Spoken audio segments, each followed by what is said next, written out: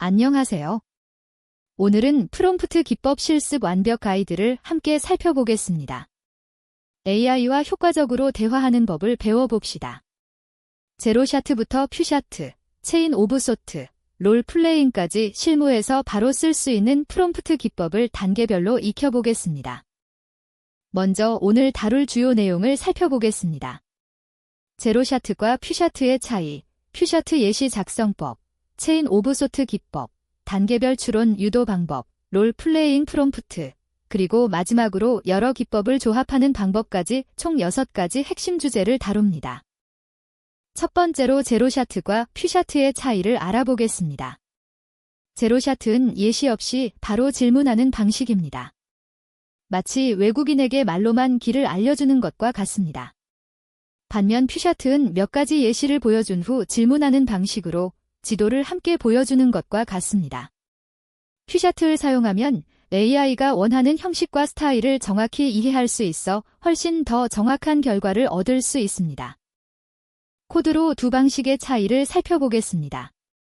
제로샤트 방식은 예시 없이 바로 문장의 감정을 분석해달라고 요청합니다. 이 방식은 간단하지만 결과가 매번 다를 수 있어 불안정합니다. 반면 퓨샤트 방식은 먼저 2개의 예시를 보여줍니다. 부정적인 문장과 긍정적인 문장의 예시를 통해 문장 감정 분석 패턴을 학습시킨 후 같은 형식으로 답변해달라고 요청합니다. 이렇게 하면 일관되고 정확한 결과를 얻을 수 있습니다. 퓨샤트 기법의 실전 활용 사례를 알아보겠습니다. 이커머스 플랫폼에서 상품평을 자동으로 분류하는 시스템을 개발한다고 가정해봅시다. 수천 개의 리뷰를 긍정, 부정, 중립으로 분류해야 하는데 퓨샤트 기법을 활용하면 단 3대 5개의 예시만으로도 높은 정확도를 얻을 수 있습니다. 네이버, 쿠팡 같은 대형 플랫폼에서도 이런 패턴을 적극적으로 사용하고 있습니다. 이제 퓨샤트 예시를 어떻게 작성해야 하는지 알아보겠습니다. 좋은 퓨샤트 예시는 3가지 특성을 갖춰야 합니다. 첫째는 다양성입니다.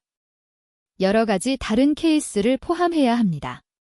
둘째는 명확성입니다. 각 예시에 명확한 설명을 붙여야 합니다. 셋째는 일관성입니다. 모든 예시가 같은 형식을 유지해야 AI가 패턴을 정확히 학습할 수 있습니다. 나쁜 예시와 좋은 예시를 코드로 비교해 보겠습니다. 나쁜 예시는 좋아요, 훌륭해요, 최고예요처럼 비슷한 긍정 표현만 반복합니다. 이렇게 하면 AI가 부정이나 중립 케이스를 학습할 수 없습니다. 반면 좋은 예시는 명확한 긍정, 명확한 부정, 애매한 중립 표현, 그리고 혼합 감정까지 4가지 다른 타입을 모두 포함합니다.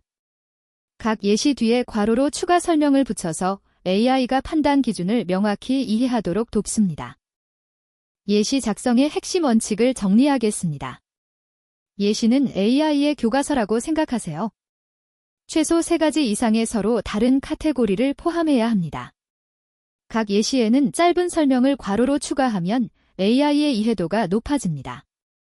그리고 가능하면 실제 사용자 데이터에서 대표적인 케이스를 추출하는 것이 좋습니다. 이렇게 하면 현실적이고 실용적인 AI 시스템을 만들 수 있습니다. 다음은 체인 오브 소트 기법입니다. 체인 오브 소트는 AI에게 답을 바로 말하지 말고 단계별로 생각하며 풀도록 유도하는 기법입니다. 마치 수학시험에서 풀이 과정을 쓰라고 하는 것과 같습니다.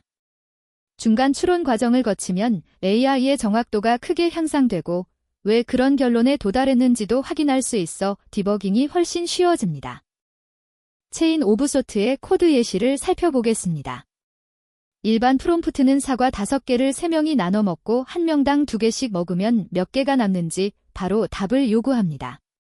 이 방식은 AI가 중간 과정을 생략하고 답을 추측할 가능성이 높습니다.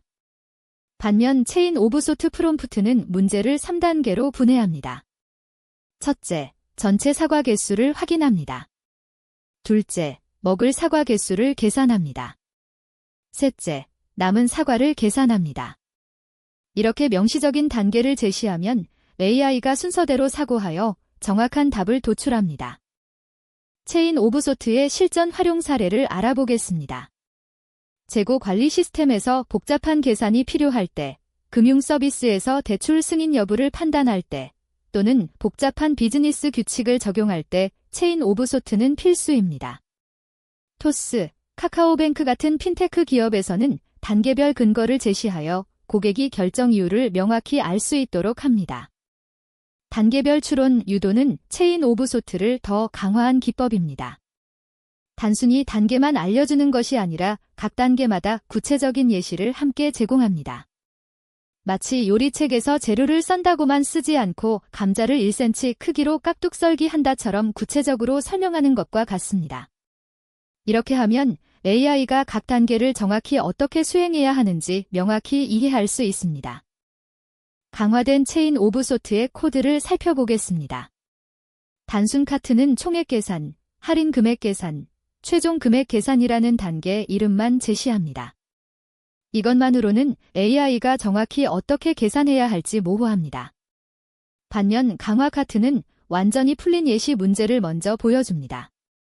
사과 2개와 바나나 1개를 구매하고 20% 할인을 받는 예시에서 총액 계산부터 할인 금액, 최종 금액까지 실제 숫자를 대입해서 구체적으로 보여줍니다.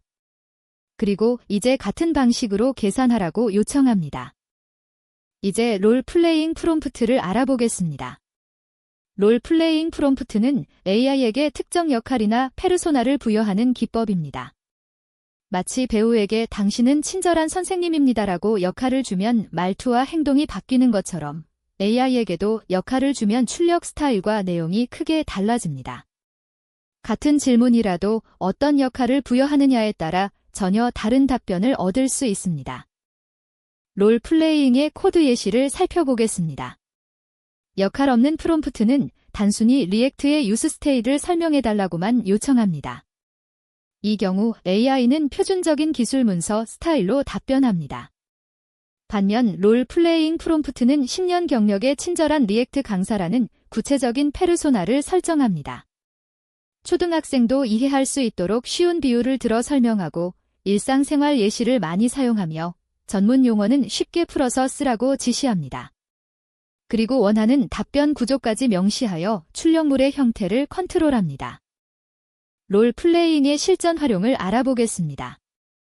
고객 상담 챗봇을 개발할 때 단순히 고객 질문에 답변하라고 하는 것보다 5년 경력의 친절한 상담사입니다. 고객의 불만을 공감하며 듣고 해결책을 단계별로 안내하며 항상 긍정적인 톤을 유지합니다라고 역할을 부여하면 훨씬 자연스럽고 고객 친화적인 응답을 얻을 수 있습니다. 네이버 클로바, 카카오 아이 같은 AI 서비스에서 이런 방식을 활용합니다. 이제 기법 조합의 필요성을 알아보겠습니다. 프롬프트 기법은 조합해서 사용할 때 진가를 발휘합니다. 롤플레잉만 쓰면 톤은 좋지만 구체적인 예시가 부족합니다. 퓨셔트만 쓰면 예시는 있지만 추론 과정이 약합니다. 체인 오브 소트만 쓰면 논리는 탄탄하지만 스타일이 딱딱합니다. 하지만 여러 기법을 조합하면 각각의 약점을 보완하고 강점을 극대화하여 다차원적인 품질 향상을 얻을 수 있습니다. 기법 조합의 코드 예시를 살펴보겠습니다. 먼저 롤플레잉 섹션에서 10년 경력의 시니어 개발자이자 코드 리뷰 전문가라는 명확한 페르소나를 설정합니다. 다음으로 퓨셔트 섹션에서 2가지 코드 리뷰 예시를 제공합니다. 널 체크 문제와 포문 가독성 문제를 코드 분석 개선 패턴으로 보여줍니다. 그 다음 체인 오브 소트 섹션에서 4단계 분석 프로세스를 명시합니다. 잠재적 버그 식별, 성능 이슈 확인, 가독성 평가, 구체적인 개선 코드 제시 순서로 진행하라고 안내합니다. 이렇게 3가지 기법을 조합하면 강력한 시너지가 생깁니다. 마지막으로 기법 조합의 실전 팁을 알려드리겠습니다. 복잡한 작업에는 3대 4개 기법을 조합하고 간단한 작업에는 1대 2개 기법이면 충분합니다. 프롬프트 길이와 API 비용을 고려하여 필수 기법만 선택하세요. 배치 순서는 롤플레잉, 퓨셔트, 체인 오브 소트, 그리고 실제 질문 순서가 효과적입니다. 먼저 역할로 기본 톤을 설정하고 예시로 구체적인 패턴을 학습시킨 후 추론 단계를 제시하고 마지막으로 실제 작업을 요청하는 흐름입니다. 지금까지 프롬프트 기법 실습 완벽 가이드를 함께 살펴봤습니다.